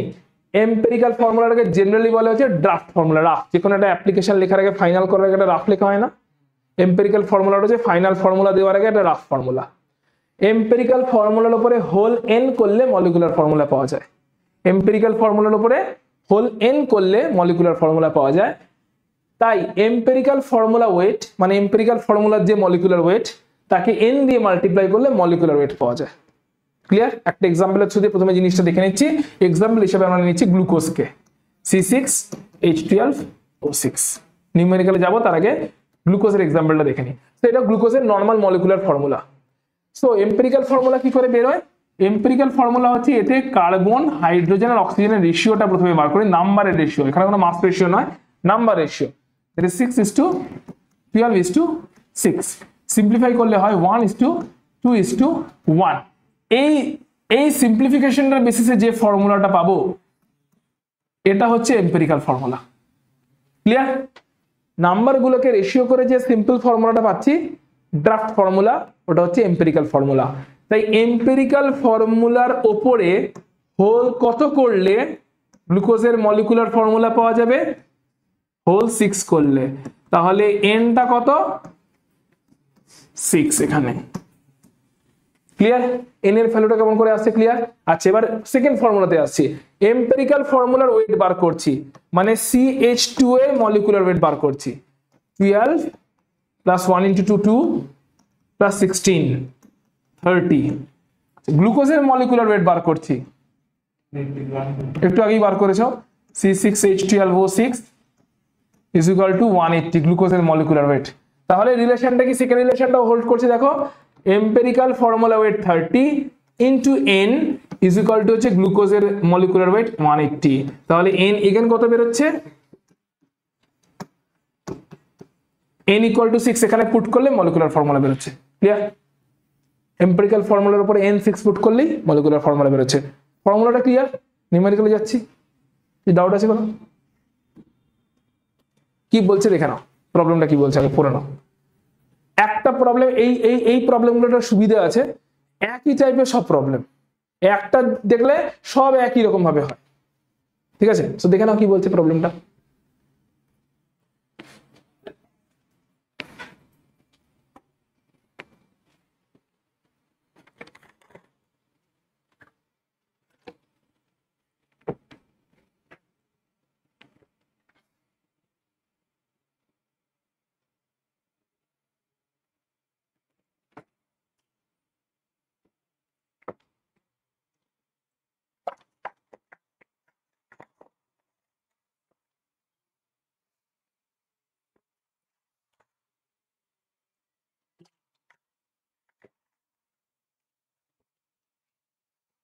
পড়েছো? সোডিয়াম, সালফার, হাইড্রোজেন, অক্সিজেন চারজনের পার্সেন্টেজ দেওয়া আছে, রাইট? তাহলে চার্ট বানাতে হবে, আমার সঙ্গে বানাও। এলিমেন্ট, তারপরে হচ্ছে এলিমেন্ট গুলোর অ্যাটমিক ওয়েট, তারপরে হচ্ছে এলিমেন্ট গুলোর পার্সেন্টেজ যেটা কোশ্চেনে দেওয়া আছে, তারপর হচ্ছে এলিমেন্ট গুলোর অ্যাটমিক রেশিও, তারপর হচ্ছে সিম্পল অ্যাটমিক রেশিও, লাস্টে হচ্ছে whole number atomic ratio, whole number ratio.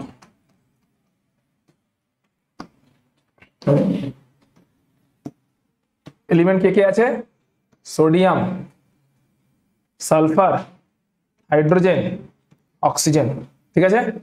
সোডিয়ামের atomic weight 23, sulphur 32, hydrogen 1, oxygen 16। Percentage, sodium 14.31, sulphur 9.97, hydrogen 6.22, oxygen 69.5। এখানে একটা ছোট্ট ট্রিক্স প্রথমে বলে দিই। অনেক সময় এরকম হতে পারে, অনেক সময় এরকম হয় এই তিনটের পার্সেন্টেজ দিয়েছে, অক্সিজেনটা দেয়নি। তোমার প্রথম কাজ হবে যাদের অক্সিজেনটা আছে কিনা এটা বলেও নি, হয়তো কোয়েশ্চেনটাতে এইটুকু দিয়ে ছেড়ে দিচ্ছে, এটা এটা এটা এটা বলেই নি আছে কি নেই। প্রথম তোমার কাজ হবে যে পার্সেন্টেজ গুলো দেওয়া আছে তাদের অ্যাড করে 100 হচ্ছে কিনা চেক করা, প্রথম কাজ। এখানেও চেক করে দেখে নেওয়া উচিত, মুখে মুখে কেমন করে চেক করবে সেটাও দেখিয়ে দিচ্ছি, মুখে মুখে চেকটা কেমন করে করবে। সেকেন্ড কাজ হচ্ছে যদি 100 না হয় তাহলে রিমেনিংটা অলওয়েজই অক্সিজেনকেই ধরবে, অলওয়েজ রুল অক্সিজেনকেই ধরবে রিমেনিংটা। ক্লিয়ার? সো মুখে মুখে 100 হয় কিনা চেক করছি। 14 প্লাস 10 কত হয়? 9 কত হয়? 23। 23 প্লাস 2 6 কত হয়? 29 প্লাস 69 কত হয়? 29 প্লাস 69 98 মতন হচ্ছে, 98, রাইট? তাহলে 2% এর গন্ডগোল আছে। 0.3 আর 0.5, 0.8 হয়েছে, 0.8 আর 0.2 1 হলো, আর এখানে একটা 1 বসে আছে, সো রাফলি 100 আসছে। ক্লিয়ার? অর্থাৎ সবকিছু কিন্তু যোগ করে করে খাতা কলম খোলা যাবে না। সো 100 আসছে, ভেরি গুড। এবারে অ্যাটমিক রেশিও কেমন করে বেরোবে? Percentage by atomic weight, 14.31 by 23, 9.97 by 32, 6.22 by 1, and 69.5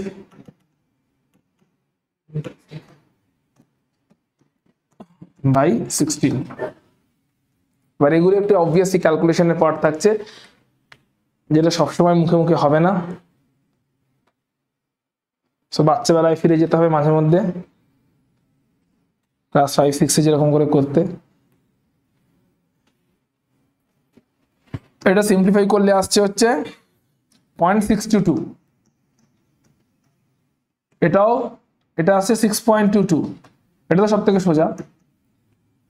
এটা আসছে 9.97 ডিভাইডেড বাই 32, it is 0.311। এটাও আসছে 69.5 ডিভাইডেড বাই 16, 4.34। ঠিক আছে? সো অ্যাটমিক রেশিও বেরিয়েছে। এবার এর মধ্যে সবথেকে স্মল কোনটা? 0.311টা সবথেকে স্মল, যেটা সবথেকে স্মল সেটা দিয়ে সবগুলো ডিভাইড করতে হবে।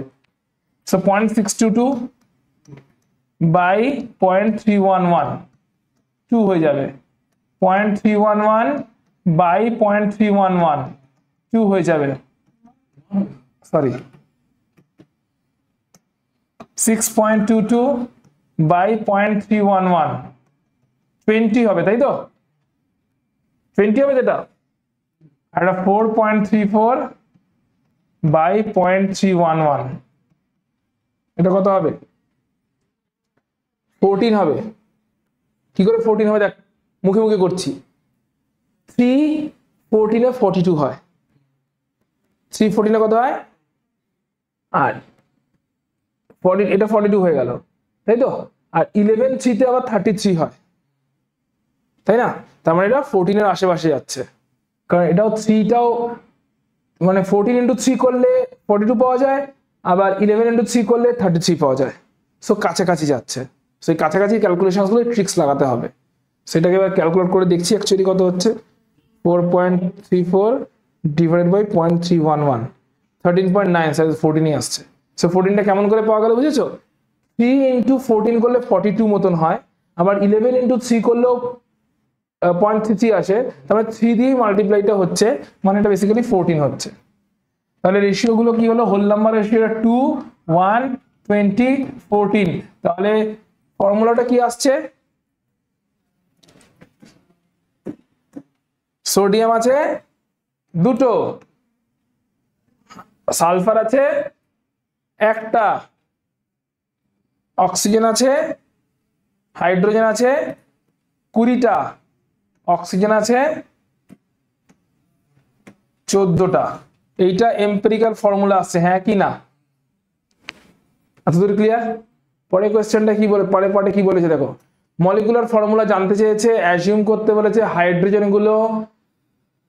Hydrogen in the compound is reset in combination with oxygen as water of crystallisation.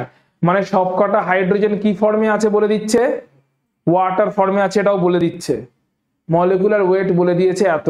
তাহলে আগে একটা কাজ করো, সবার প্রথমে কাজ হচ্ছে এটাতে এম্পিরিক্যাল ফর্মুলা ওয়েট বেরিয়েছে, এম্পিরিক্যাল ফর্মুলা বেরিয়েছে, এখান থেকে এর এম্পিরিক্যাল ফর্মুলা ওয়েটটা বার করো, অর্থাৎ এম্পিরিক্যাল ফর্মুলার মলিকুলার ওয়েট যেটা সেটা বার করো। Empirical ফর্মুলার molecular weight Na2S H20O16, 16 না 14 তাই তো, 14। তাহলে 23 ইন্টু 2 সোডিয়াম, সালফার হচ্ছে 32, হাইড্রোজেন হচ্ছে 1 ইন্টু 20, আর অক্সিজেন হচ্ছে 16 ইন্টু 14। ক্যালকুলেট করে বলো কত আসছে।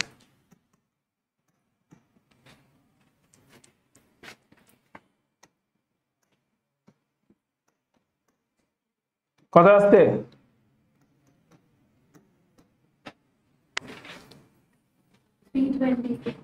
তাহলে এম্পিরিক্যাল ফর্মুলা ওয়েট হচ্ছে 322।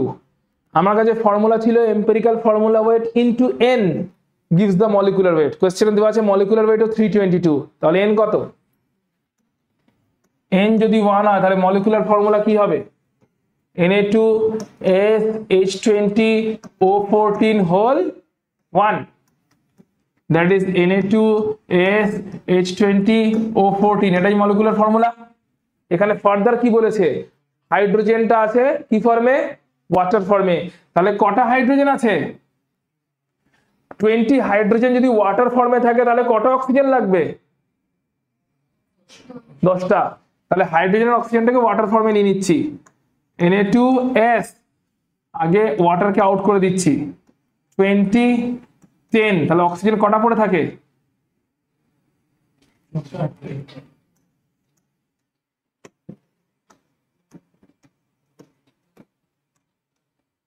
কটা ওয়াটার হলো তাহলে? সেটা ওয়াটার অফ কি ফর্মুলা পাওয়া গেছে, গ্লোবাল সল্ট Na2SO4.10H2। ওই হিন্টটা থেকে ওয়াটারটা বার করা হলো। কি সমাজিতা পাওয়া গেছে তো? গ্লোবাল সল্ট, এটাকে বলে গ্লোবাল সল্ট। এর সলিবিলিটি কেমন করে ভ্যারি করে?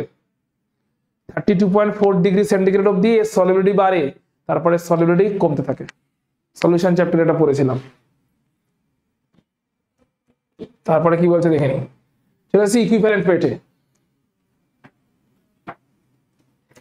কতগুলো স্লাইড আছে এখনো? আচ্ছা, অনেকগুলোই আছে। ইকুইভ্যালেন্ট ওয়েট ক্যালকুলেশন অবধি যদি হয়ে যায়, নিউমেরিক্যালের 1টা 2টো 3টে 4টে 5টা 6টা, নিউমেরিক্যাল পার্টটা বাদ দিয়ে তাহলে ফর্মুলা পার্টটা আজকে করে দিই। ঠিক আছে, 6টা নিউমেরিক্যাল এখানে আছে দেখতে পাচ্ছি, 6টা নিউমেরিক্যালের পার্টটা বাদ দিয়ে আজকে ফর্মুলা পার্টটা করে দিই আগে, ঠিক আছে?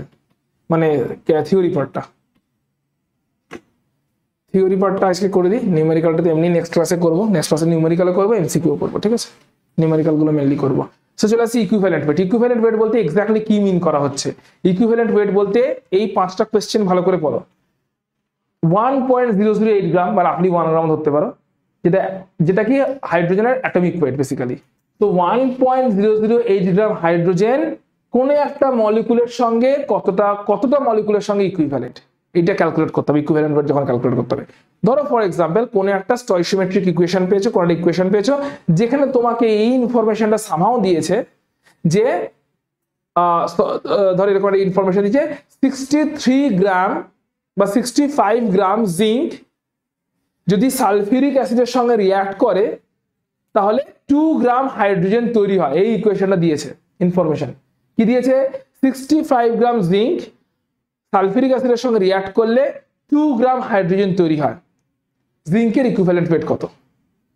তাহলে আমরা এই লাইনটা যদি মনে রাখি তাহলে অ্যাকর্ডিং টু দিস লাইন আমরা এইভাবে স্টেটমেন্ট সাজাবো, 2 গ্রাম হাইড্রোজেন প্রডিউস করতে জিঙ্ক লাগে কত গ্রাম? তাহলে 1 গ্রাম হাইড্রোজেন প্রডিউস করতে জিঙ্ক লাগবে যত গ্রাম, সেটা হবে জিঙ্কের ইকুইভ্যালেন্ট ওয়েট। ইউনিটারি মেথডে সাজাবো কেমন করে বুঝেছো? অর্থাৎ 2 গ্রাম hydrogen is equivalent to 65 gram zinc, কারণ 2 গ্রাম হাইড্রোজেন প্রডিউস করার জন্য 65 গ্রাম জিঙ্ক লাগছে, তাহলে 1 গ্রাম হাইড্রোজেন প্রডিউস করতে কত গ্রাম জিঙ্ক লাগবে। ক্লিয়ার? সিমিলারলি যদি অক্সিজেনের রেসপেক্টে বলে সেম ওয়েতে বার করতে হবে 8 গ্রাম অক্সিজেনের সঙ্গে কতটা লাগছে, 8 গ্রাম অক্সিজেনের সঙ্গে রিঅ্যাক্ট করার জন্য কোন একটা মলিকুল কতটা কি লাগছে। ক্লোরিনের রেসপেক্টে বার করতে গেলে কি বার করতে হবে, 35.5 গ্রাম ক্লোরিনের সঙ্গে রিঅ্যাক্ট করার জন্য কতটা কি লাগছে। মেটাল ডিসপ্লেসমেন্ট মেথড, যদি এরকম কোন একটা ডিসপ্লেসমেন্ট রিঅ্যাকশন হয় যেখানে এবি মলিকিউলকে সি এসে রিপ্লেস করেছে, দিয়ে বি আউট করে দিয়েছে, মেটাল ডিসপ্লেস করেছে একটা মেটালকে, সেক্ষেত্রে ইকুইভ্যালেন্ট ওয়েট কেমন করে বেরোবে, W1/W2 equal to E1 by E2 এই ফর্মুলা থেকে, যেখানে W1 আর W2 হচ্ছে দুটো মেটাল আর E1 E2 হচ্ছে তাদের equivalent wait. Mass of the metals তাদের ratio is equal two equivalent weight of the metals তাদের রেশিও। অর্থাৎ যে মেটালটা ছিল আর যে মেটালটা রিপ্লেসড হয়েছে তাদের মাসের রেশিও ইজ ইকুয়াল টু তাদের ইকুইভ্যালেন্ট ওয়েটের রেশিও। এখান থেকে ডিসপ্লেসমেন্ট মেথড যদি হয়ে থাকে কোনো রিঅ্যাকশনে যে ডিসপ্লেসমেন্ট হয়ে থাকে সেখান থেকে ইকুইভ্যালেন্ট ওয়েট এখান থেকে বেরোবে।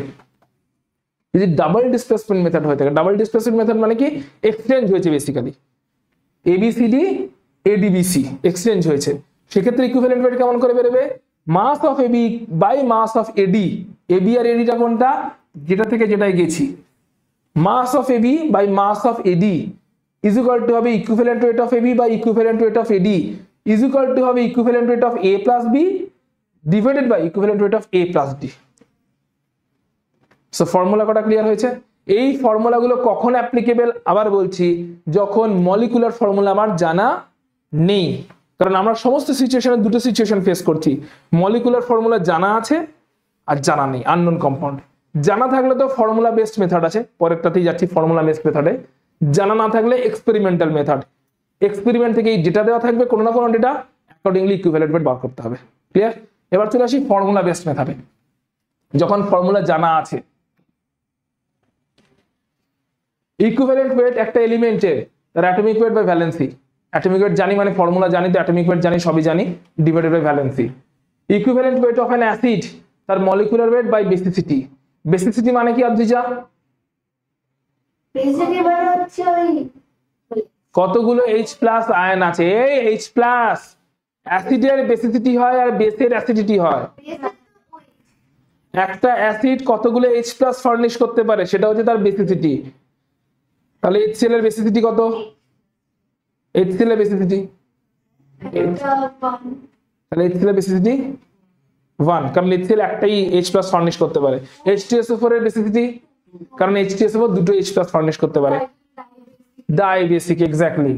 সো বেসিসিটি মানে হচ্ছে number of H plus ions. এই ফর্মুলা কোটা লিখে নাও সবকটা, number of OH minus ions. তাহলে বলো ক্যালসিয়াম হাইড্রোক্সাইডের অ্যাসিডিটি কত?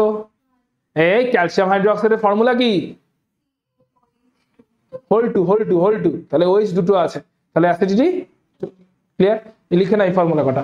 Equivalent weight of an element, যে কোনো একটা এলিমেন্ট তার অ্যাটমিক ওয়েট বাই ভ্যালেন্সি। তাহলে সোডিয়ামের ইকুইভ্যালেন্ট ওয়েট কত হবে? সোডিয়ামের অ্যাটমিক ওয়েট 23 বাই তার valency 1, that is 23। Equivalent weight of an acid formula যখন জানি মলিকুলার ওয়েট বার করতে পারবো, তো মলিকুলার ওয়েট বাই বেসিসিটি। তাহলে H2SO4 এর বলো কত হবে? H2SO4 H2SO4 একটা অ্যাসিড, তাহলে তার বলো কত হবে ইকুইভ্যালেন্ট ওয়েট? H2SO4 অ্যাসিডের ইকুইভ্যালেন্ট ওয়েট বলো। 98 by 2, molecular weight 98 divided by 2.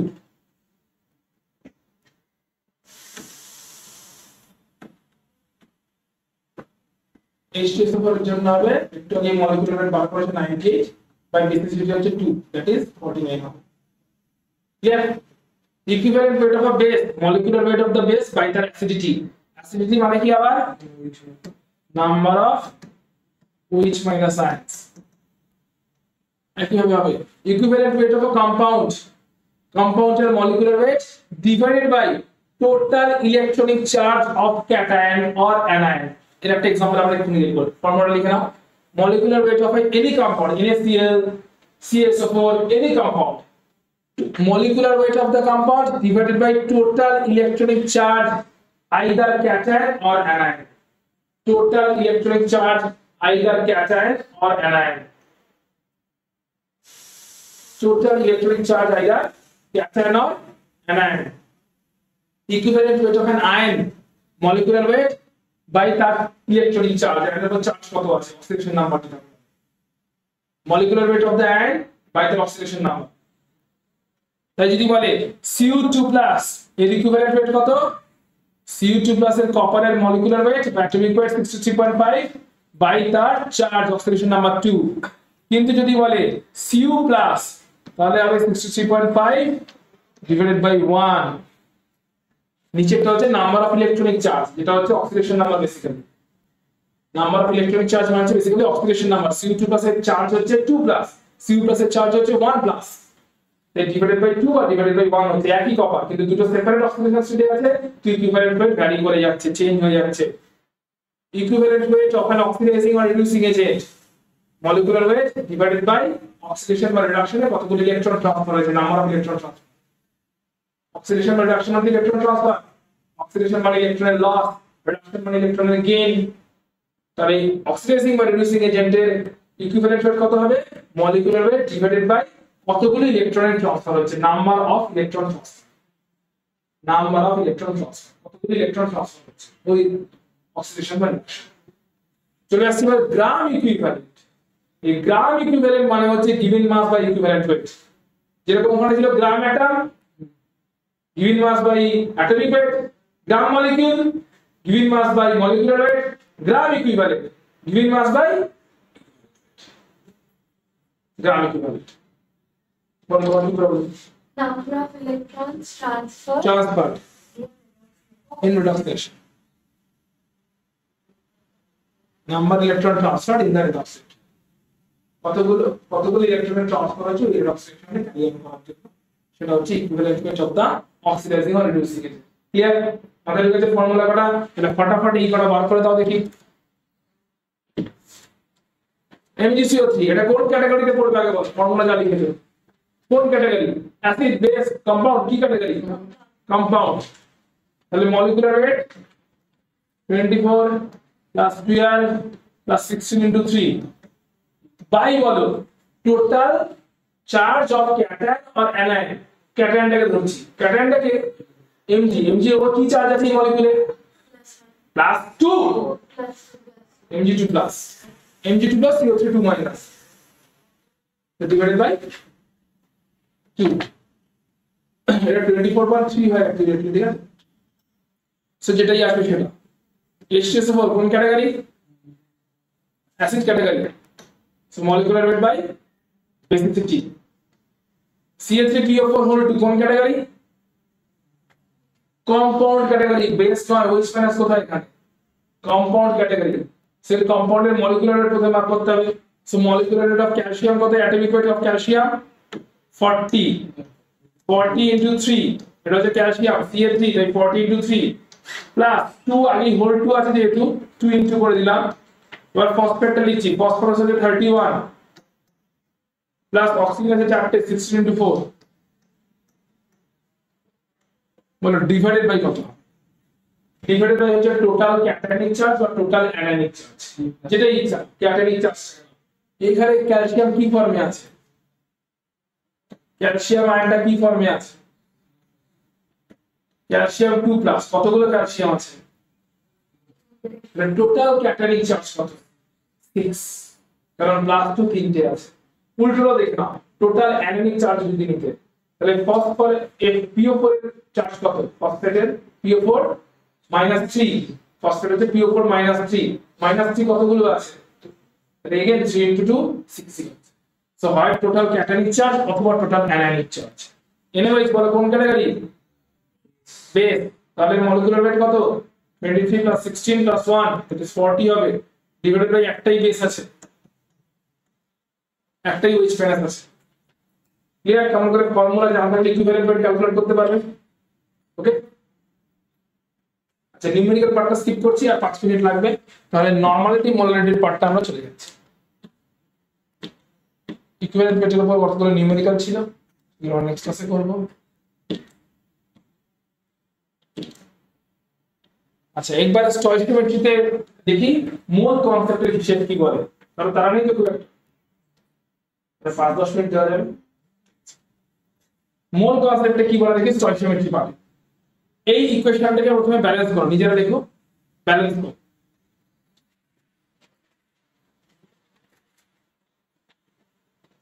প্রথমে লিখে ব্যালেন্স করো। স্টয়কিওমেট্রি করতে গেলে ফার্স্ট কাজ হচ্ছে ইকুয়েশনকে ব্যালেন্স করতে। স্টয়কিওমেট্রি জিনিসটা কি সেটা হচ্ছে বলে দিই আগে। স্টয়কিওমেট্রি হচ্ছে কোন একটা কেমিক্যাল রিঅ্যাকশনকে যখন ইকুয়েশনের রেসপেক্টে এক্সপ্রেস করেছি, দিয়ে তাকে ব্যালেন্স করেছি, ওই ব্যালেন্স করার সময় যে কোএফিশিয়েন্ট গুলো ইউজ করছি, যে কনস্ট্যান্ট গুলো ইউজ করছি, তাদেরকে বলে স্টয়কিওমেট্রিক কনস্ট্যান্ট। আর এই স্টয়কিওমেট্রিক কোএফিশিয়েন্ট বা স্টয়কিওমেট্রিক কনস্ট্যান্ট ইউজ করে একটা ব্যালেন্স কেমিক্যাল ইকুয়েশনে যে হিসাবটা করছি, যেটা এখন করব, তাকে বলে স্টয়কিওমেট্রিক ক্যালকুলেশন। ঠিক আছে? অর্থাৎ ব্যালেন্স করার সময় যে কনস্ট্যান্ট গুলোকে আনছি তারা হচ্ছে স্টয়কিওমেট্রিক কনস্ট্যান্ট বা স্টয়কিওমেট্রিক কোএফিশিয়েন্ট। আর এইভাবে ব্যালেন্স করে যে হিসাবটা করছি, যে হিসাবটা এখন করব আমরা, মোলের যে হিসাবটা করব, ভলিউমের যে হিসাবটা করব, মাসের যে হিসাবটা করব, এই হিসাবটাকে বলে স্টয়কিওমেট্রিক ক্যালকুলেশন। ঠিক আছে? সো প্রথমে ব্যালেন্স করেছো, কত হয়েছে বল ব্যালেন্স? এটা ব্যালেন্স নিচ্ছে। ফার্স্ট শুরু করছি মলিকুলার রেসপেক্টে। বলো দেখে না, না লিখলেও চলবে, দেখে নিলেও হবে। কত মলিকুল নাইট্রোজেন রিঅ্যাক্ট করেছে? মলিকুল, কটা মলিকুল রিঅ্যাক্ট করেছে নাইট্রোজেন? কটা মলিকুল হাইড্রোজেনের সঙ্গে? কটা মলিকুল অ্যামোনিয়া তৈরি হয়েছে? এবার পুরো মলিকুলটাকে অ্যাভোগাড্রো নাম্বার দিয়ে মাল্টিপ্লাই করলাম, তাহলে মোল পাবো, হ্যাঁ কি না?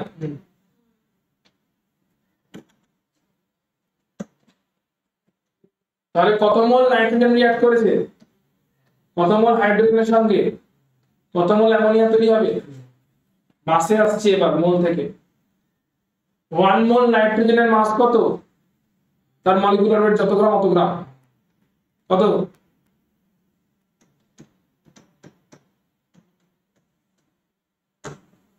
তাই তো? 1 মোল নাইট্রোজেনের মাস, তার মলিকুলার ওয়েট যত গ্রাম অত গ্রাম, 28 গ্রাম। 3 মোল হাইড্রোজেনের মাস, 1 মোল হাইড্রোজেন মানে হচ্ছে 1 into 3 আছে। 2 মোল অ্যামোনিয়া মাস,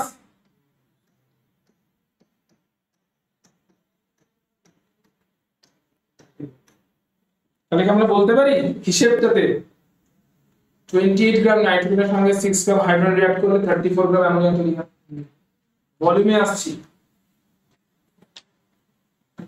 1 মোল নাইট্রোজেনের ভলিউম কত এসটিপি তে?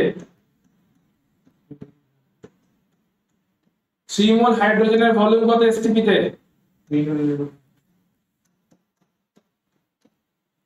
2 মোল অ্যামোনিয়া যেটা তৈরি হচ্ছে তার ভলিউম কত তৈরি হবে? ক্লিয়ার? তাহলে কি আমরা ইন্ডিভিজুয়াল স্টেটমেন্ট গুলোতে যাচ্ছি, এবার ইন্টার রিলেট করছি। এটা কি বলতে পারি 28 গ্রাম নাইট্রোজেনের সঙ্গে this much volume hydrogen react করলে 34 গ্রাম অ্যামোনিয়া পাওয়া যায়। ইন্টার রিলেট করছি। এটা কি বলতে পারি 22.4 লিটার নাইট্রোজেন যদি থাকে তার সঙ্গে 6 গ্রাম হাইড্রোজেন যদি রিঅ্যাক্ট করে তাহলে this much volume of ammonia পাওয়া যায়। সব রিলেশনটা চলছে কার রেসপেক্টে? ঠিক আছে? বেসিক্যালি মোলের রেসপেক্টে কনভার্ট করছে। যদি এরকম বলে যে 11.2 লিটার অ্যামোনিয়া পাওয়ার জন্য কোশ্চেন আসছে, আনসার দেবে মুখে মুখে হবে, 11.2 লিটার অ্যামোনিয়া পেতে চাই, কত লিটার? তার জন্য কোশ্চেন হচ্ছে কত গ্রাম নাইট্রোজেন লাগবে, যেটা দিয়েছে লিটারে দিয়েছে গ্রাম। তাহলে বলো 44.8 লিটার অ্যামোনিয়া পেতে কত গ্রাম নাইট্রোজেন লাগে? তো 44.8 এর কত টাইমস 11.2? 1/4 টাইমস। 28 এর 1/4 টাইমস কত? 7 গ্রাম নাইট্রোজেন। ক্লিয়ার? মাথায় ঢুকেছে হিসাবে ক্যালকুলেশনের পয়েন্টটা। আরেকটা एग्जांपल বলছি, ধরো 11.2 লিটার নাইট্রোজেন গ্যাস আছে তোমার কাছে, কত আছে? 11.2 লিটার নাইট্রোজেন গ্যাস আছে। তাকে কমপ্লিটলি অ্যামোনিয়াতে কনভার্ট করার জন্য কত লিটার হাইড্রোজেন গ্যাস লাগবে? 11.2 লিটার নাইট্রোজেন গ্যাস আছে, তাকে পুরোপুরি ইউজ করে দেবো যদি অ্যামোনিয়া বানাতে চাই, তাহলে হাইড্রোজেন গ্যাস কত লিটার লাগবে? সে এই ডিভাইডেড বাই 2 হয়ে যাবে জাস্ট।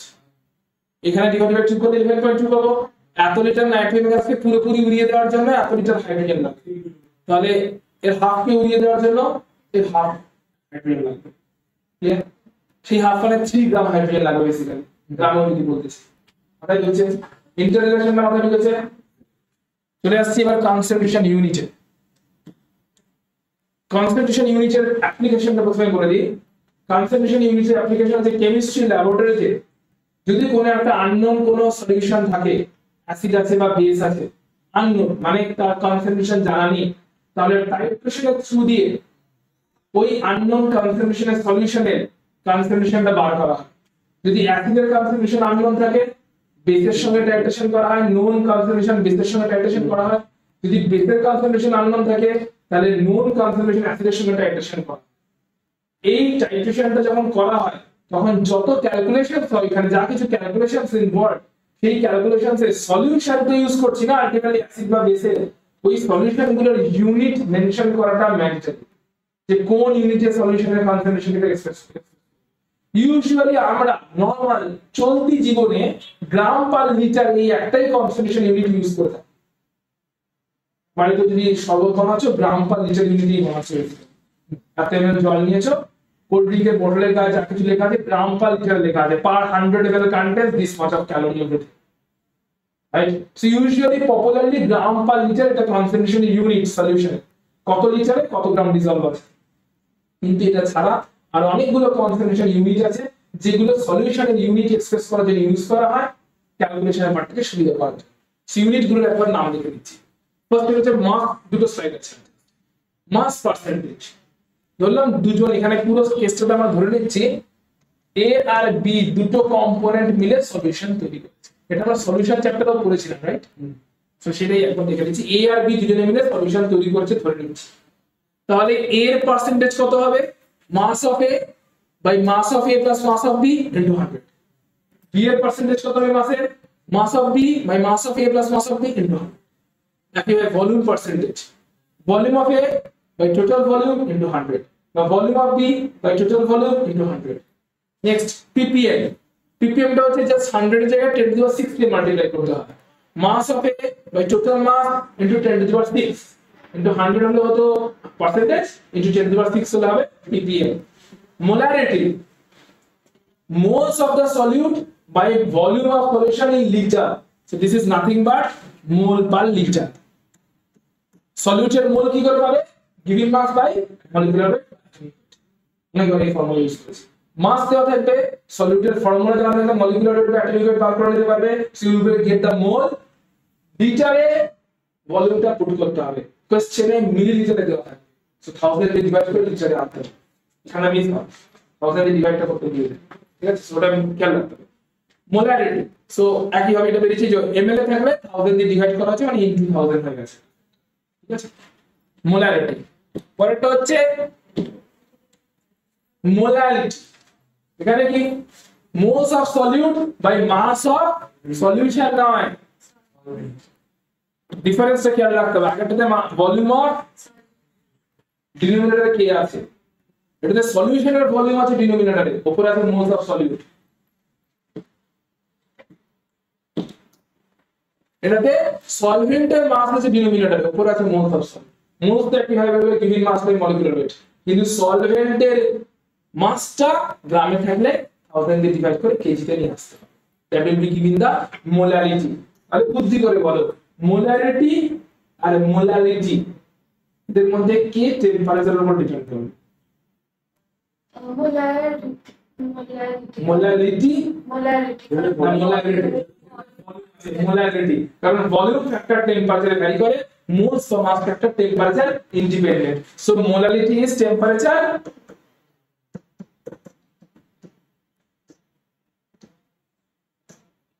মোল ফ্র্যাকশন হচ্ছে, ফর এক্সাম্পল মোল ফ্র্যাকশন আসলে একটা ছোট এক্সাম্পল দিই।